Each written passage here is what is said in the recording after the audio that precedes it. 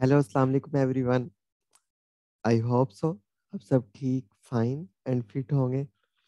आज हम देखने जा रहे हैं section 36 of the income tax ordinance 2001 जो डील करता है लॉन्ग टर्म कॉन्ट्रैक्ट्स को। और लॉन्ग टर्म कॉन्ट्रैक्ट्स आप जानते हैं जो डिवीजन 4 है टैक्स अकाउंटिंग उसका पार्ट है। पहले हमने टैक्स अकाउंटिंग में देखा कि स्टॉक इन ट्रेड का कैसे हिसाब लगाते हैं ताकि हमें उसकी कॉस्ट मालूम हो, कॉस्ट मालूम होगी तो इनकम आएगी। इसमें दूसरा टॉपिक है जी लॉन्ग टर्म कॉन्ट्रैक्ट्स। अब लॉन्ग टर्म कॉन्ट्रैक्ट्स में किस तरह हम एवेल्युएट करेंगे अपना प्रॉफिट और क्या अकाउंटिंग का मैकेनिज्म होगा ईटीसी। पहले हम देखते हैं कि जी बिस्मिल्लाहिर्रहमानिर्रहीम and welcome to the IAR academy once again. तमाम लेक्चर्स हासिल करने के लिए आप हमें कॉल एंड कांटेक्ट कर सकते हैं। Income tax ordinance section 36 deal with long term contracts. लफ्ज से जाहिर है, समझ लेते हैं लॉन्ग टर्म कॉन्ट्रैक्ट्स होते क्या है। जी यहाँ पे वो ये कह रहे हैं लॉन्ग टर्म कॉन्ट्रैक्ट्स, आपको पता है कि कुछ ऐसे कॉन्ट्रैक्ट्स होते हैं जो लंबे समय के लिए चलते हैं और फिर हमें वहां से इनकम आती है। देखिए नॉर्मली हमने तमाम केसेस में पढ़ा है, इनकम फ्रॉम बिजनेस की तमाम सिचुएशंस में पढ़ा, इनकम फ्रॉम सैलरी में भी साल बाद हम हिसाब लगाते हैं, इनकम फ्रॉम प्रॉपर्टी में भी साल बाद हिसाब लगाते हैं, और उसके बाद इनकम फ्रॉम बिजनेस में भी हमने देखा कि साल बाद ही हम अपनी एनालाइजेशन और असेसमेंट करते हैं कि जी हमारी इनकम कितनी है। लेकिन क्योंकि टैक्स ने सब बिजनेसेस को देखना होता है, सबको लेके चलना होता है। अब एक ऐसा बिजनेस है जिसका पॉसिबल ही नहीं है कि एक साल बाद उसका हिसाब लगाया जाए, वो कंप्लीट ही जो है वो कई सालों पे मुहित है, उसका प्रोजेक्ट कंप्लीट ही कई सालों बाद होगा। जैसे एक बिल्डिंग है, एक कॉन्ट्रैक्टर है बिल्डिंग तामीर कर रहा है, उस बिल्डिंग को तामीर करने में अब कई साल लगेंगे। फॉर एग्जाम्पल के उसने जी ठेका लिया हुआ है बिल्डिंग का तामीर करने का, 5 लाख रुपया उसने ठेका मुकाया हुआ है, और वो ये समझता है कि उसकी लागत 3 लाख आएगी। अब वो 5 साल में 6 साल में जो है वो कंप्लीट करेगा जाके बिल्डिंग, इतना लंबा कॉन्ट्रैक्ट है। अब जब कंप्लीट करेगा बिल्डिंग उसी टाइम वो बैठ के हिसाब लगाएगा जी मेरा पूरा खर्चा कितना आया बिल्डिंग बनाने पे, मजदूरी बाकी कितनी लगी मेरी, कॉन्ट्रैक्टर ठेकेदार ये देखेगा। और और जो मुझे पैसे मिले वो कितने हैं उसमें से वो अपनी लागत माइनस कर लेगा और उसका प्रॉफिट आ जाएगा। लेकिन ये तो जो है उस टाइम ही हो सकता है ना जब बिल्डिंग कंप्लीट हो। और इसी तरह रोड्स वगैरह वो भी लंबे समय के लिए जो है वो कॉन्ट्रैक्ट्स होते हैं और सालों साल लगते हैं। तो इन बिटवीन फिर जो है वो क्या तरीकाकार होगा, क्या मैकेनिज्म होगा, आगे हम देखते हैं। पहले हम देख लेते हैं कि लॉन्ग टर्म कॉन्ट्रैक्ट्स टैक्स क्या इसे कहता है। टैक्स कहता है लॉन्ग टर्म कॉन्ट्रैक्ट्स मींस, इसका मतलब ये है कॉन्ट्रैक्ट फॉर मैन्युफैक्चर। कोई ऐसा कॉन्ट्रैक्ट हो जिसमें कोई मैन्युफैक्चरिंग करनी हो लेकिन लंबे समय का हो। कोई इंस्टॉलेशन जैसे प्लांट एंड मशीनरी, बड़े बड़े प्लांट जैसे अभी गवादर पे इंस्टॉलेशन हो रही है, कई कई साल लग जाते हैं। जैसे डैम वगैरह पे इंस्टॉलेशन है इलेक्ट्रिकल इक्विपमेंट की, कई साल लग जाते हैं। कोई इंस्टॉलेशन वगैरह हो और कंस्ट्रक्शन कोई तामीराती काम हो, बिल्डिंग वगैरह टावर वगैरह बनाना लंबे समय के लिए, in relation to each the performance related services which is not completed within tax year. ऐसा काम जो एक साल में कंप्लीट होना पॉसिबल नहीं है, यानी एक साल से ज्यादा में वो कंप्लीट होगा। In which work under the contract commence other than a contract estimated to be completed within 6 months of the date on which the work under contract commenced. वो कह रहा है ये छोटे मोटे कॉन्ट्रैक्ट नहीं जो 5-6 महीने में कंप्लीट हो जाते हैं, बल्कि लॉन्ग टर्म कॉन्ट्रैक्ट वो कॉन्ट्रैक्ट कहलाता है जिसे कंप्लीशन के लिए एक साल या उससे ज्यादा का टाइम चाहिए होता है, एक साल से ज्यादा का टाइम चाहिए होता है। जैसे कि कई बिल्डिंग्स होगी, रोड्स होगी, उसके बाद और बड़े बड़े प्रोजेक्ट्स हो गए जिनमें सालों साल, 5-5 साल, 10-10 साल लगते हैं कंप्लीशन में। तो इस तरह के जितने भी कॉन्ट्रैक्ट्स होते हैं वो लॉन्ग टर्म कॉन्ट्रैक्ट्स कहलाते हैं। आगे क्या कहता है जी,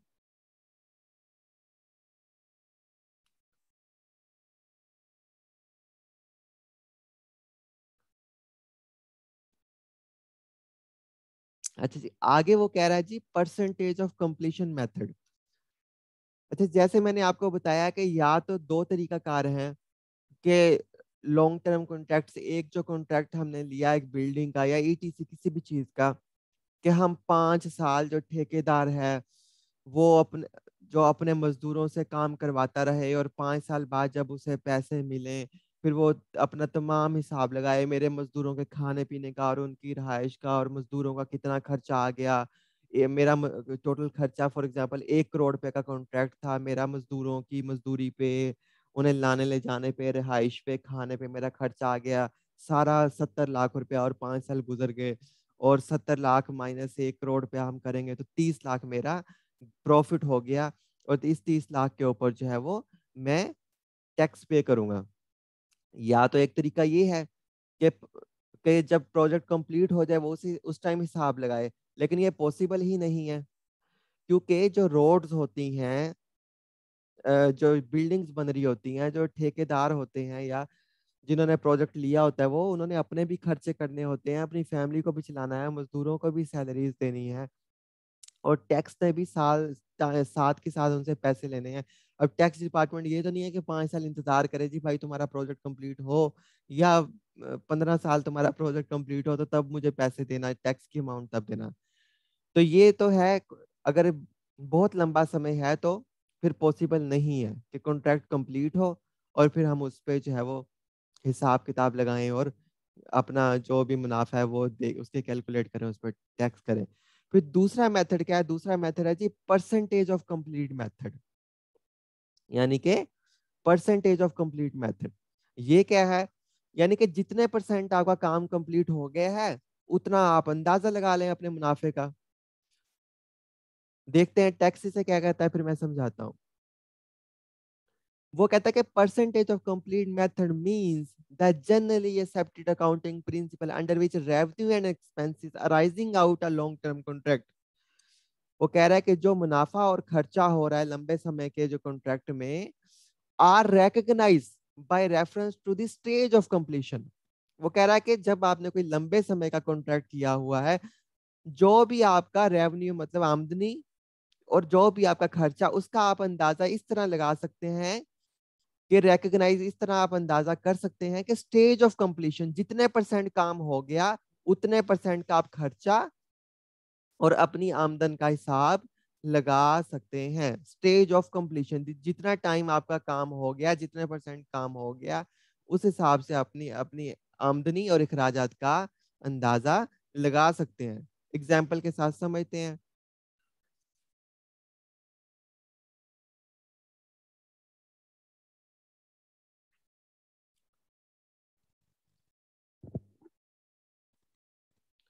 फॉर एग्जाम्पल, आगे जाके इसे एग्जाम्पल के साथ समझते हैं। बस यहाँ पे आपने इतना ही याद रखना है कि परसेंटेज ऑफ कंप्लीट मेथड में टैक्स ये डिपार्टमेंट ये कह रहा है कि आप अपने रेवेन्यू, आमदनी और एक्सपेंसेस का अंदाजा लगा सकते हैं, उन्हें रिकग्नाइज कर सकते हैं। किस तरह कर सकते हैं? जितना काम कंप्लीट कर लिया हो आपने। अगर 20% काम कंप्लीट कर लिया है तो हिसाब लगा लें कि 20% पे मेरी लागत कितनी थी और मेरे 20% का प्रॉफिट कितना बनता है। अगर 50% काम कंप्लीट कर लिया, देख लें कि मैंने आधा काम कंप्लीट कर लिया है, इस पे मेरी कॉस्ट कितनी थी और इस पे मेरा आमदनी कितनी हो सकती है, अंदाजा हम लगा सकते हैं। आगे इसे कैलकुलेशन से समझते हैं। ये एक जनरल ओवरव्यू था। आगे है जी, अब शुरू करते हैं सेक्शन 36 का sub section 1, long term contracts. अब लॉन्ग टर्म कॉन्ट्रैक्ट्स के बारे में क्या कहता है ला? वो कहता है कि a person accounting for income chargeable to tax under the head income from business. ये सबसे चीजें इंपॉर्टेंट है जो आपने याद रखनी है, कि कोई भी बंदा इनकम फ्रॉम बिजनेस अर्न कर रहा है। A person accounting for income chargeable to tax under head income from business। ये कॉन्ट्रैक्ट अकाउंटिंग किसके अंडर आती है? इनकम फ्रॉम बिजनेस के हेड के under. On an accrual basis, cash basis का तो हिसाब सीधा सीधा है। हम कैश बेसिस में तो फौरन अंदाजा लगा सकते हैं कि हमारे इतनी कॉस्ट है, मजदूरों को इतने पैसे दिए, हमें जिनसे ठेकेदारी के हमने इतने पैसे कमाए, माइनस करेंगे हमारा प्रॉफिट आ जाएगा। लेकिन यहाँ पे जिक्र हो रहा है अक्रूवल बेसिस का। अगर कोई बंदा बिजनेस कर रहा है और बिजनेस में वो लॉन्ग टर्म कॉन्ट्रैक्ट्स को डील कर रहा है, लॉन्ग टर्म कॉन्ट्रैक्ट से मुंसलिक है, तो वो और अपनी जो अकाउंटिंग कर रहा है वो अक्रूवल बेसिस पे कर रहा है, तो shall complete such income arising for a tax year under a long term contracts on the basis of percentage of completion method। अगर वो अक्रूवल बेस अकाउंटिंग को यूज कर रहा है अपनी इनकम फ्रॉम बिजनेस में, और उसका जो बिजनेस है लॉन्ग टर्म कॉन्ट्रैक्ट्स के साथ डील करता है, तो वो अपनी आमदनी का हिसाब कैसे लगाएगा? परसेंटेज ऑफ कंप्लीशन मेथड के तहत। किस मेथड के तहत? परसेंटेज ऑफ कंप्लीशन के मेथड के तहत, जो हम ऊपर थोड़ा सा समझ चुके हैं। आगे देख लेते हैं परसेंटेज ऑफ कंप्लीशन मेथड के तहत वो किस तरह अपनी आमदनी का हिसाब किताब लगाएगा।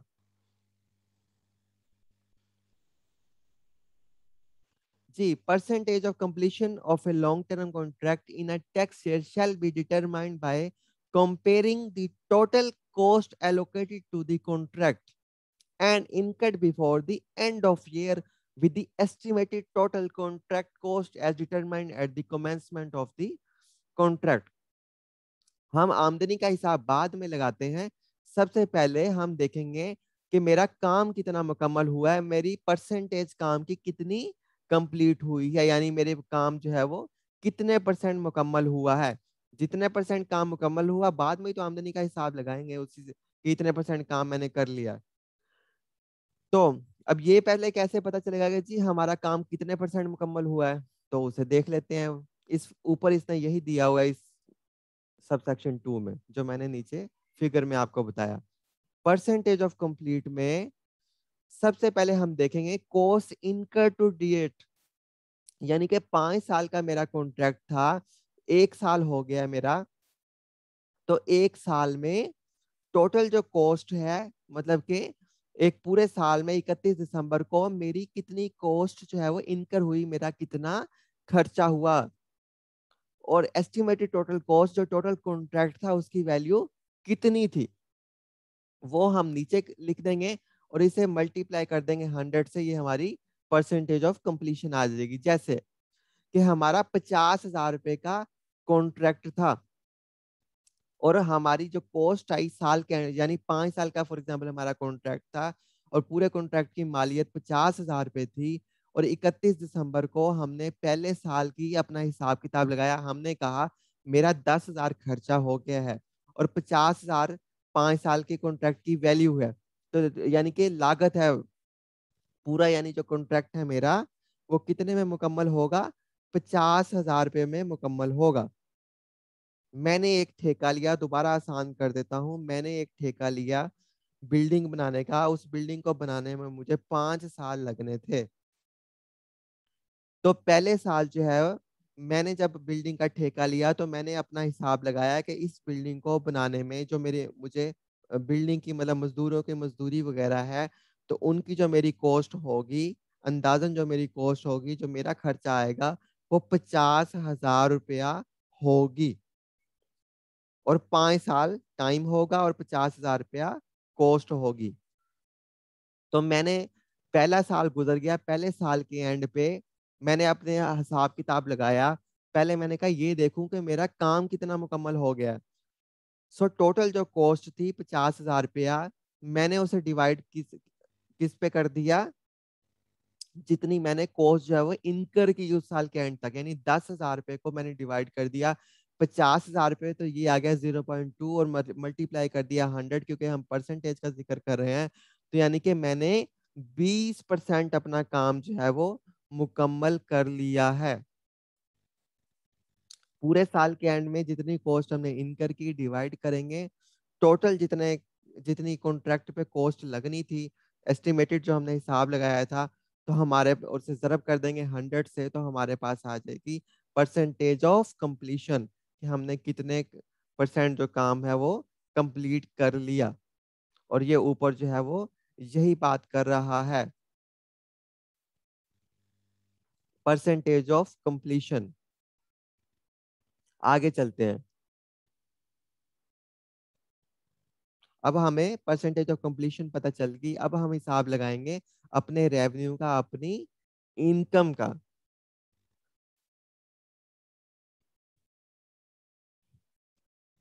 सेम वही फार्मूला, ऊपर देखें, सेम वही एक दफा फिर देख लें। परसेंटेज ऑफ कंप्लीशन ऊपर था कॉस्ट इनकर टू डेट, नीचे था एस्टिमेटेड टोटल कॉस्ट, और ये हमें परसेंटेज कंप्लीशन मिल गई। आगे देखते हैं। आगे हम यहाँ पे हमने लिख दिया रेवेन्यू, यानी कि हमारी आमदनी या इनकम, और कॉस्ट इनकर टू डेट वही सेम, 10,000 रुपए थी हमारी कॉस्ट एक साल के एंड तक।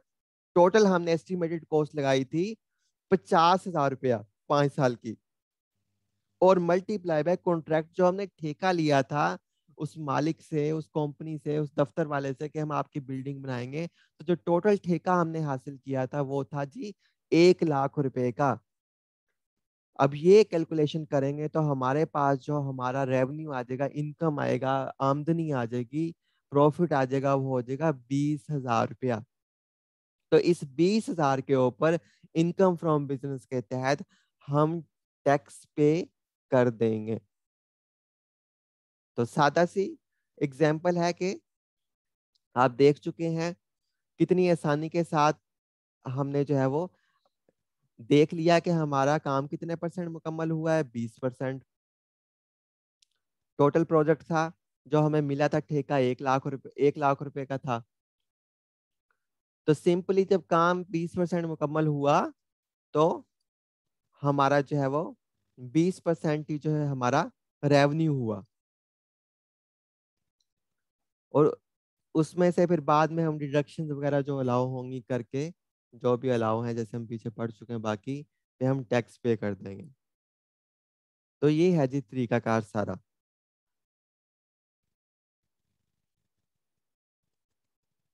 और ये अकाउंटिंग में इसे कहते हैं जी कॉन्ट्रैक्ट अकाउंटिंग।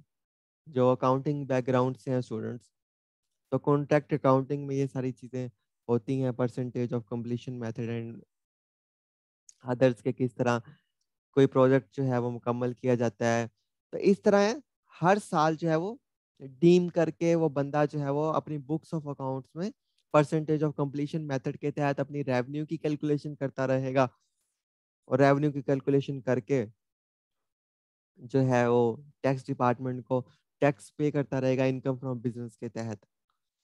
फिर एक दफा मैं बता दूं, मैंने यहाँ पीछे लफ्ज जो है वो रेवेन्यू के साथ प्रॉफिट का भी यूज किया था, तो प्रॉफिट या प्रोसीड का भी मैंने यूज किया है। तो इसमें जो भी हमारे पास ये पैसे आएंगे, इसमें से बाद जो भी डिडक्शन हमें अलाउ है वो डिडक्शन हम करेंगे। डिडक्शन करने के बाद बाकी की इनकम पे हम टैक्स पे करेंगे।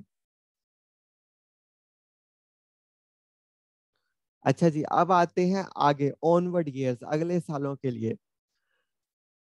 अगले सालों के लिए भी सेम ऊपर वाला यही फार्मूला है, सेम टू सेम सारे का सारा, लेकिन बस फर्क इतना है कि जब दूसरे साल तीसरे साल में हम जो है वो अपने रेवेन्यू का, आमदन का हिसाब लगाएंगे, तो हमने जो प्रीवियस ईयर में रेवेन्यू अर्न किया है वो इसमें से लेस कर देंगे। यानी कॉन्ट्रैक्ट प्राइस में से प्रीवियस ईयर जो रेवेन्यू हमने अर्न किया है वो लेस कर देंगे। जैसे कॉन्ट्रैक्ट था हमारा 1 लाख रुपए का, तो प्रीवियसली हमने रेवेन्यू 20,000 रुपया अर्न कर लिया, यानी ये जो है वो 20,000 रुपया हमने अर्न कर लिया, और कॉन्ट्रैक्ट हमारा था जी 1 लाख रुपया। तो इस 1 लाख में से ये 20,000 लेस कर देंगे, पीछे 80,000 आ जाएगा। फिर इसी 80,000 को सेम उसी तरह हम मल्टीप्लाई कर देंगे, तो हमारे पास सेकंड ईयर का जो है रेवेन्यू आ जाएगा। और इसी तरह थर्ड फोर्थ फिफ्थ ईयर का जितने साल का कॉन्ट्रैक्ट है हम अपना रेवेन्यू निकाल सकते हैं। सादा जुबान में, सादा लफ्जों में सम अप करूं मैं इसे, तो जितना हमने काम कंप्लीट कर लिया, जितने परसेंट हमने काम कंप्लीट कर लिया, उतने परसेंट काम पे कितना हमारा खर्चा हुआ और कितना हमारा रेवेन्यू हुआ, हमें प्रॉफिट होना था। अक्रूवल बेस अकाउंटिंग हम यूज कर रहे हैं, तो वो हम जो है वो एस्टिमेटेड बेसिस पे अपनी बुक्स ऑफ अकाउंट्स में नोट कर लेंगे, और उस पे जो है वो हर साल की साल हम इनकम फ्रॉम बिजनेस के तहत टैक्स पे कर देंगे, और डिडक्शन भी जो अलाउ है वो भी क्लेम कर लेंगे।